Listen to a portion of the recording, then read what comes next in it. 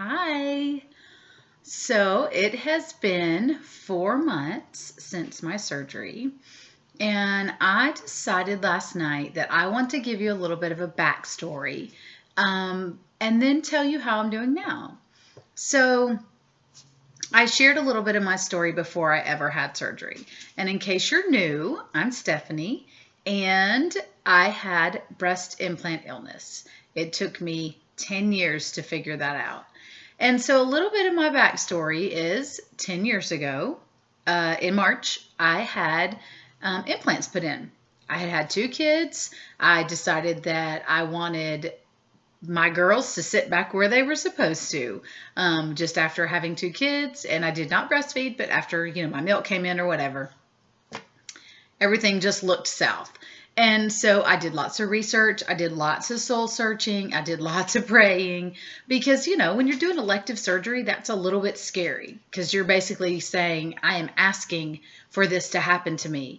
And so I was very hesitant to go through with the surgery. And so, you decide to have surgery if you've ever had it done. And you start going to see doctors. So I saw 3 different doctors and ended up with one here in my hometown. But they poke and they prod and they photograph and they measure and they do everything. You put bras on with implants in it and all kinds of craziness. It's a very humbling experience. Then they photograph you beforehand, and then your surgery day comes. And you're super excited. If you were like me, you wanted to throw up a little bit. And I was just very nervous. I had done an elective type surgery before on my feet, and that in turn caused me lots of damage. And it was elective because it was just an option to go ahead and have surgery and not have something else done. So in turn, I had 11 feet surgeries over the past 15, 20 years. And so I was a little nervous to go through with an elective surgery again that seemed very vain. But I went through with it. I knew everything. I had lots of friends that had them. I had a friend go with me to every appointment, and I asked lots of questions, and I felt good about it. So we go through life, and slowly things start changing with my body. Nothing with my implants at all. I had no problems at all that I knew of. They were perfectly intact, perfectly healthy, but very slowly I started having problems. It started out with stomach problems, and then it became heartburn type issues, and then it became digestive type issues, and then it was skin rashes, or it was itching, or it was my hair falling out. But you don't put all these things together until they compound. So fast forward, a couple years, and I started noticing there was a little bit of a pattern. I was having more problem staying in shape, losing weight. I was having to eliminate food groups because everything hurt my stomach. I mean, I was dropping weight like crazy. And my dogs are playing over here. And so it was really frustrating because I started seeing stomach doctors, and of course they just want to throw pills at you. Take this, see if it helps. Take this, see if it helps. Stick a light down your throat. Maybe it's this. Do a colonoscopy. Maybe it's this. It was nothing. Never was anything concrete. And so progressively it got worse. I took lots of medicine, lots of supplements and things over the years. Tried to have a very healthy diet. Worked out very hard. And, for the most part, I would see results. My body would respond, and then it would quit responding. And so it wasn't until probably the last 6 or 7 years that I have been very, very strict with my diet and going to see lots of doctors. And every time it's like, oh, your vitamin D level is a little off. But here's the problem when you go to a regular doctor. And I mean nothing by this. But regular doctors look at your blood work in this much of a range. A functional medicine doctor or naturopath look at your ranges not on a wider scale, but that you should be within this optimal range, not this very large range. Whereas the ones for just a regular doctor, your regular internist or whatever, they look at you and go, oh, you're at this end of the scale, the low end of the scale, and you're fine because you're still within this very large scale. Whereas a functional medicine doctor goes, nope, you should be within this scale. which means you fall outside of, which means you're very low on whatever you need. And so my vitamin D was always low, my B12 was always low, my iron was always low. Those are three major factors that make you feel like crap. And so I have had many doctors. So here's the thing. Through all of this, I have worked out consistently. I have eaten well consistently. I have gotten lots of rest, drank lots of water. And so I did not become as sick as I think most people do from the outside.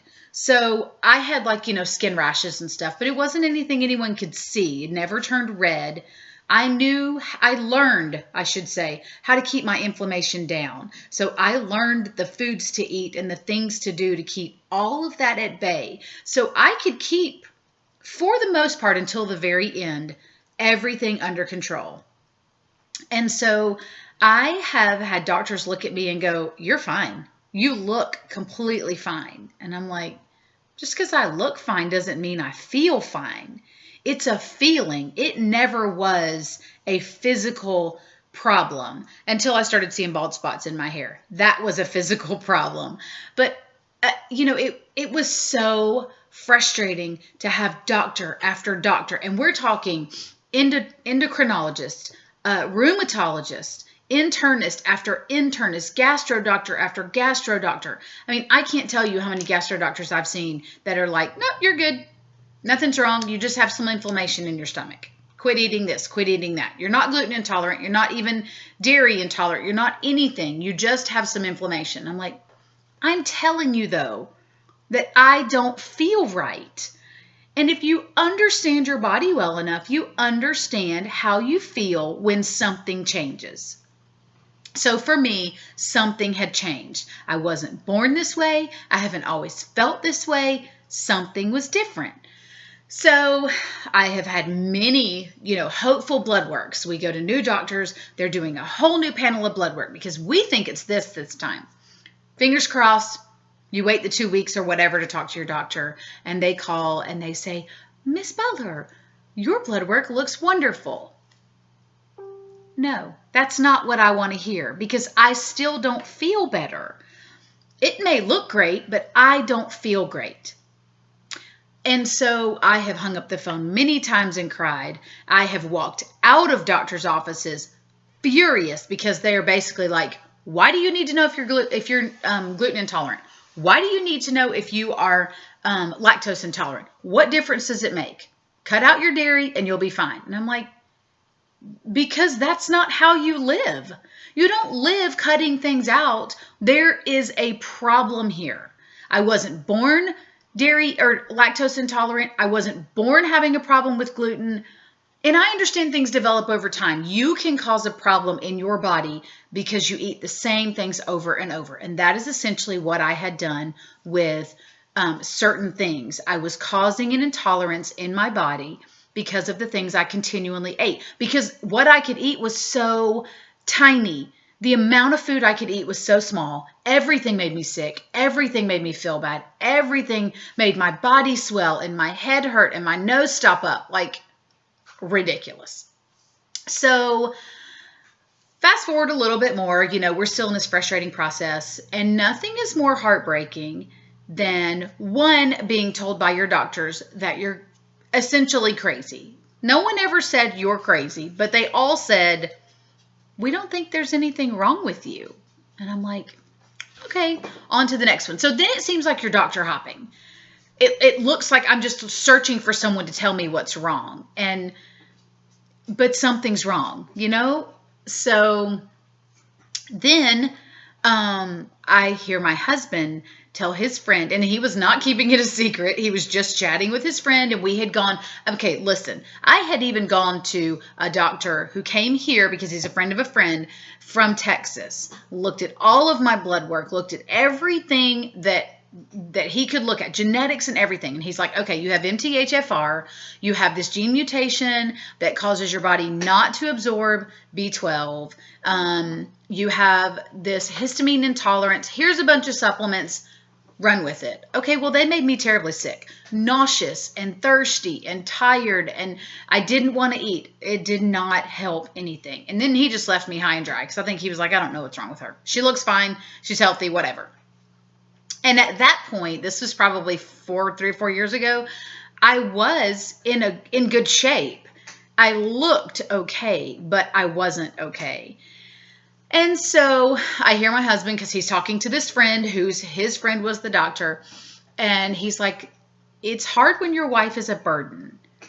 And that was a slap in the face, because you try to hide what's wrong. You try not to be that person to your family. You try not to complain. You try not to have any problems. You try to be quiet, but obviously you're not doing a good job.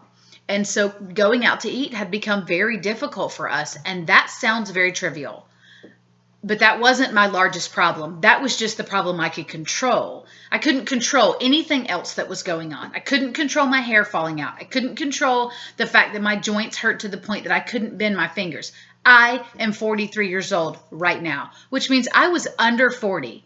So I finally had doctors telling me, it's because you're over 40 is why your back hurts. I'm like, no, it's not. My back doesn't hurt because I'm over 40. My mom is 65 or whatever she was at the time, and she doesn't have back problems. That's absurd.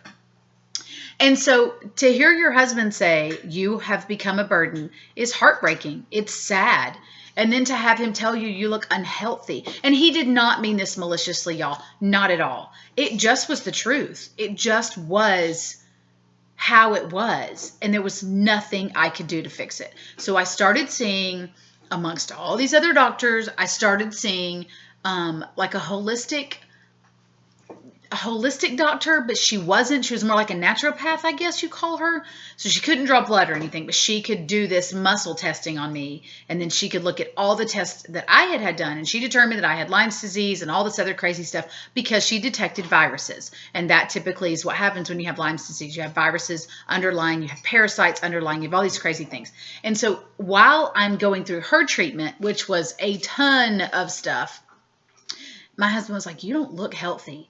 You look sick. You look tired. And that was when my brain fog was the worst. I would get confused about where I was driving. I would get to my daughter's school and not remember how I got there. And I'm driving my other daughter around, and we're sitting there, and I was tired all the time. It was awful. And so, I decided that I would try to not complain anymore about whatever might be wrong that day to my family, because I didn't want to be a burden. You're the mom. You're supposed to handle everything. And here you are being the burden. You're being a problem. And so then I remember one day, not long after that, I had just gotten done washing my hair, I think. And I was kind of, you lose hair. It's just natural. But I was losing handfuls of hair. Like, it was awful. You could see my scalp really bad right here. And I remember crying to my husband because I was about to go cut his hair. And I was like, I'm going to be bald. All my hair is falling out and I can't stop it. And not to say that I'm so vain that I was worried about my hair falling out. It was that I couldn't help it. When you're having treatment for maybe chemo or whatever, that's going to happen. And it's so unfortunate. And I don't wish that upon anyone. But that that's a potential side effect. Okay, everyone's telling me I'm healthy, yet my hair's falling out and it shouldn't be. I don't even know how it falls out like that. And it shouldn't be. And so he goes, we will get you the best wigs possible. Do not worry about it. It's just hair. And I was like, I know it's just hair, but you don't understand. I don't know why. Because according to every medical doctor I saw, and at the time it was a lot, I'm fine. And at the time I had kidney disease. I had metal toxicity. I had every vitamin deficiency you could have. My hormones were a complete wreck. I had Epstein-Barr. I had underlying Hashimoto's. They didn't diagnose it as that because I could keep my thyroid just under the radar. I had everything you could think of. And we're talking like kidney biopsies and stuff, like stage 3 kidney disease. Ridiculous. And So I'm like, I can't stop my hair falling out. That's the problem. And so much so that the hair on my legs quit growing. The hair on my arms quit growing. I didn't have to shave. My eyebrows were falling out. Like, it wasn't just the hair on my head. It was everywhere. My body had quit sweating. I was freezing all the time. I could go sit in the car with the seat heater on and it'd be 95 outside. That's not normal. That's not, oh, your hormones are just a little off. Oh, it's a little chilly in your house. We keep our house on 75 and it's 90 outside today. Like, that's not cold for most people. So, it's like all these symptoms add up and you start putting two and two together and you go, this is my immune system. It is attacking itself. It does not like its own body and you can't stop it. So, long story short, finally, we decided something is not right. So I went to a functional medicine doctor, and he's the one who found all of these things wrong. And I had been on, to backtrack just a second, I had seen like a hormone doctor because we did like some hormone things, thinking that was it. I went to a chiropractor. I mean, truly, I've seen everyone I thought I could see besides a counselor to make me think I wasn't crazy. And I knew I wasn't crazy. And the only reason, and I will take this to my grave, the only reason I wasn't sicker and I wasn't visibly sick to people, besides the weight I would lose, besides the dark circles under my eyes, besides how I physically looked sick and unwell, was I took such good care of myself. I ate right consistently. Now, I had cut out every single food group that I could that I knew caused inflammation, but I still ate healthy within those parameters. I drank water like crazy. I still do, but I'm not as thirsty. I stayed thirsty all the time. My body was just off. I exercised every day until sometimes I got to the point where I didn't even want to get out of this chair. This is where I sit and work. This is my desk.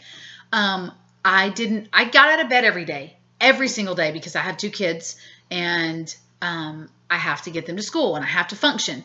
And I'm not really a nap taker, but I would sit at my desk and just literally stare. Like, I had no energy.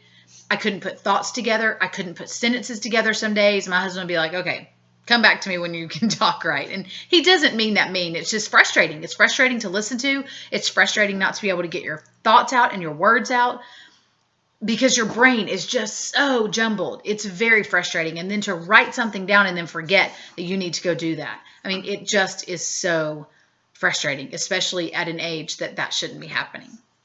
So we get to this functional medicine doctor, which was just last year, and we pay him all the money we're supposed to pay him to do all this crazy blood work and hair samples. They cut my hair and everything.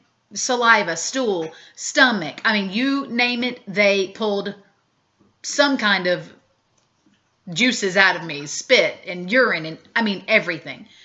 And I'm just being 100% honest, because there are so many people who are going through this, and so many people who potentially could go through this by getting implants. And I don't know any other thing but implants. Any kind of foreign thing in your body could do the same thing. But I know implants because that's what I had. And that's what was causing my problem.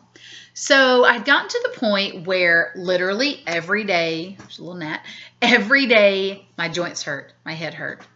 My brain fog was horrible. I couldn't bend my fingers. I couldn't eat hardly anything. Like, it was comical almost to just tell you what I could eat over what I couldn't, because the list was so long of what I couldn't. So we go to this functional medicine doctor. We give him all of the details, and he makes John sit down with me. And John's like, she's not crazy. Something is wrong. I don't know what. We cannot pinpoint it, but something is wrong.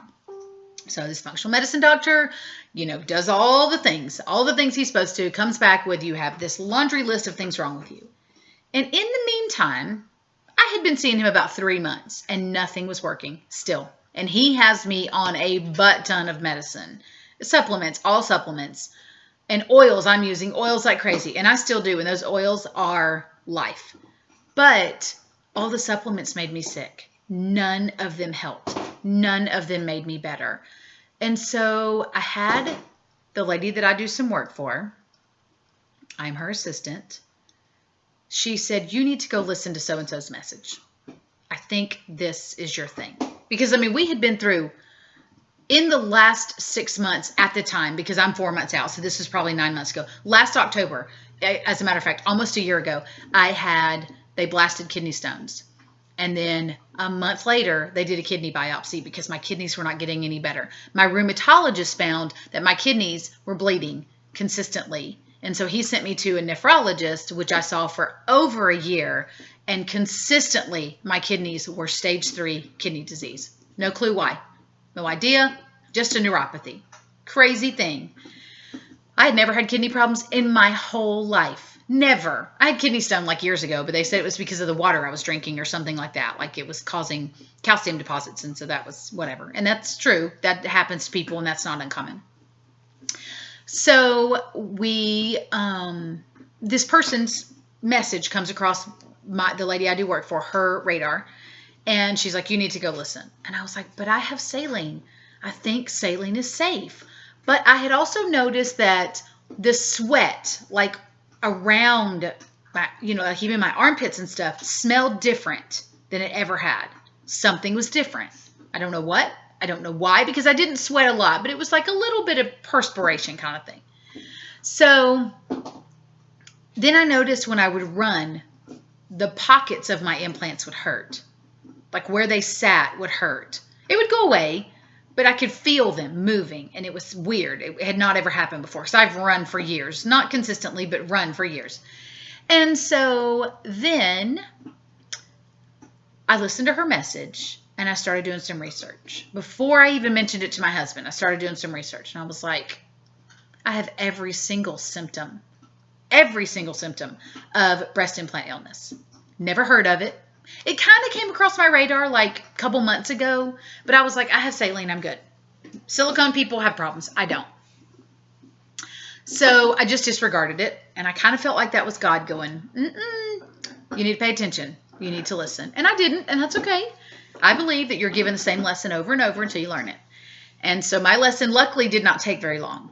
So I read all about it. I pulled up all this information. I looked at the Facebook group that is ginormous. And I was like, I just feel something about this. Like something feels familiar. And so I contacted another girl that had just shared her story. And I was like, please tell me about this. She had saline also under the muscle, just like me, had them for quite some time. Not as long as me, but quite some time. And so I told my husband, I said, I think I have this. I think this is what's wrong. And so I read everything to him and all of that, all the 9 yards. And he goes, you need to go get a doctor's appointment. You need to go see your doctor. So I said, I'm going to start with my surgeon here. And I did. And he said, I don't think that's what's wrong with you. I think they look great. I think you're going to miss them when they're gone. And I was like, okay, but I have all these symptoms that are weird and they just fit. And he's like, I've heard of it. Lots of people have mentioned it, but I don't think that happens. And I said, okay, cool. So I was very disappointed. So if you are watching this and you are going through this same process and your doctor tells you, I don't think this is the problem, don't get discouraged. They will all almost tell you that, and that's okay. It's not for them to believe that this is what's wrong with you. It's for you to believe or feel or know or do your research. It's not for someone else to tell you, I think this is what's wrong with you. You don't need that validation. I didn't need it. All I needed was you to tell me how the surgery was going to go, what happens, and what you do when we do the surgery. I'll believe if that's what is wrong with me. I don't need you to tell me that's what's wrong with me, because I had been proven wrong many years. And I was so persistent with my health that I knew something was wrong with me, that it was frustrating, but I was not willing to stop and lay down and listen to all these other doctors. I was not willing to put my health on the line because everyone else thought I looked okay. And so I left that day. I was a little bit discouraged. I came home to my husband. He's like, how'd it go? And I told him, and he goes, it's okay. That's his business. His business is to put in implants. He can't be telling people to take them out because they make you sick. And I was like, you're right. So I went to see another one, and he, same thing, except for he believes in it. That's almost all that he does now, is takes them out and does reconstruction from problems. And he was like, I've seen too many symptoms. I've seen too many people get better visibly from this. And I was like, okay, cool. I did not go with him, however. It's really funny. I felt better with my own doctor. I felt better being closer to my home. I trusted my doctor. Even though he didn't believe me, he's the one who put my implants in and did a great job. They lasted 10 years and looked great. And he was ultimately the one that I felt the best with. I liked the other man and I appreciated all of his information, but I went with my gut and what I felt was right. So we scheduled surgery. I'm scared to death. I asked questions 9 ways from Sunday. Literally, tell me exactly how you're doing this. Tell me again how you're doing this. Tell me about en bloc. Tell me about capsulation. Tell me about taking my capsule out. Tell me about capsulectomy. Like everything, because it's such a foreign language. It's a language that no one speaks, no one talks about, no one tells you about. It's so foreign to most people until you hear someone else talk about it and you start researching it for yourself. So we scheduled surgery. It was literally like 2 weeks from after I had seen him. I had, done all my research again. I had looked and looked and looked. I had asked so many questions. I had a friend that had had it done. And I was ready. I was ready to feel better. And my surgeon's comment to me was, you might be emotionally attached to these. You may be sad once they're gone. No, my boobs are not who I am. My boobs don't define me. They don't make me who I am.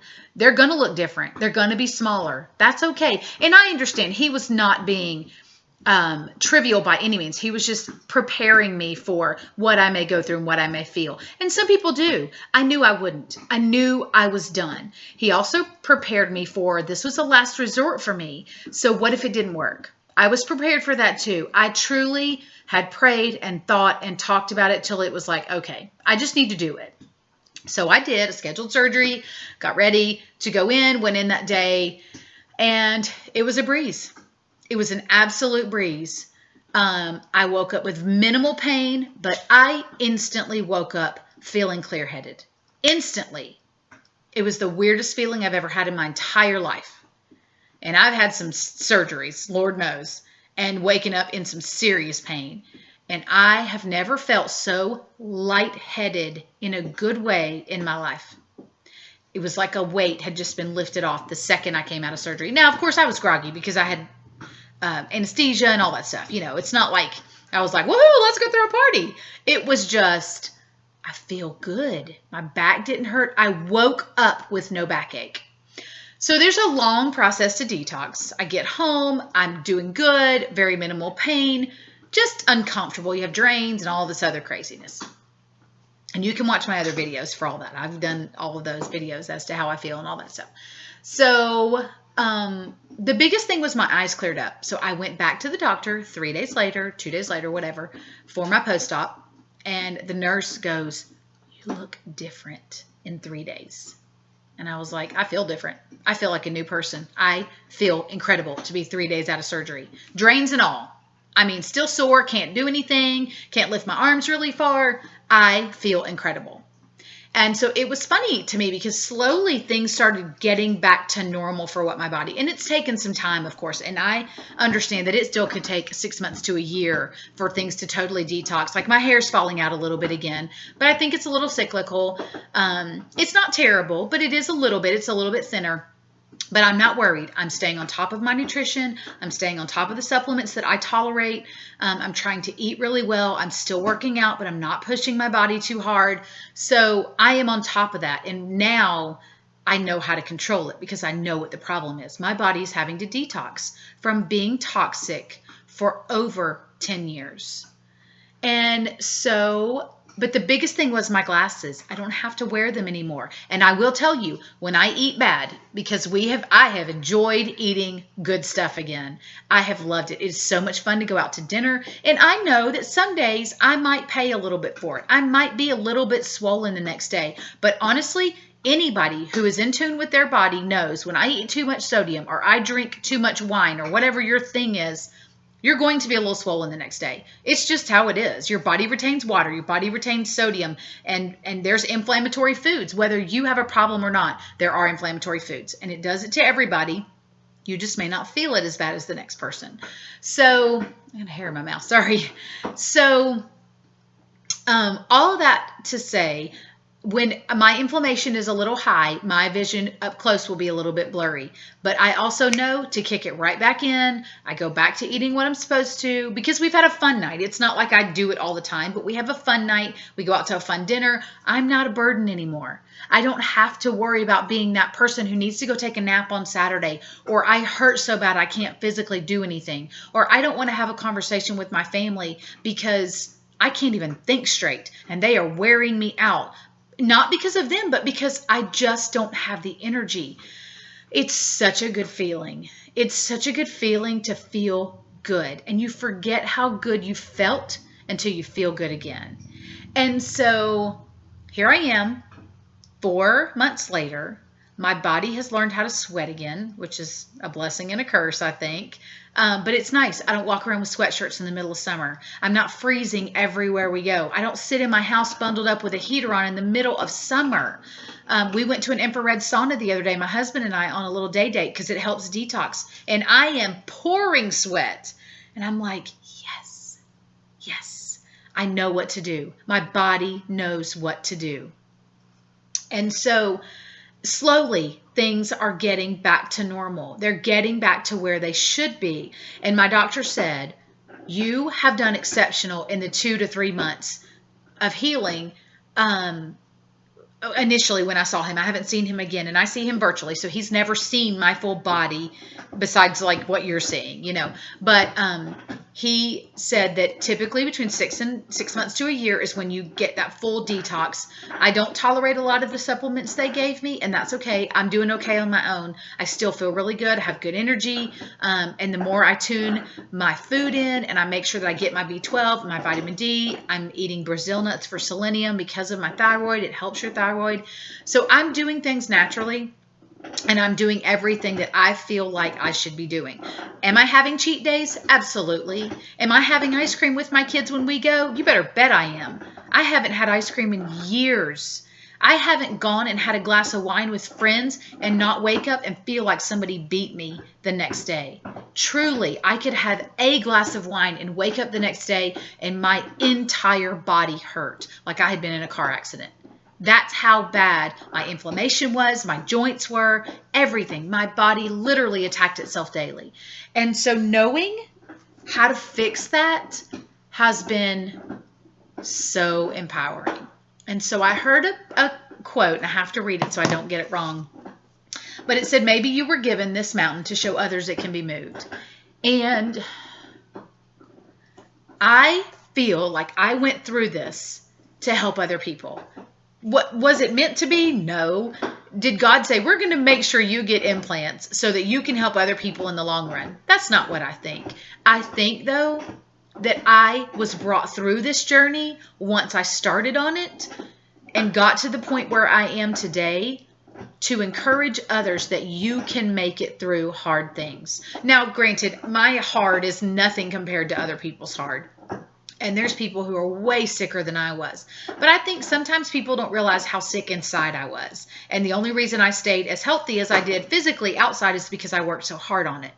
Sometimes to the detriment of my health. Like it was exhausting sometimes and I knew I needed to slow down.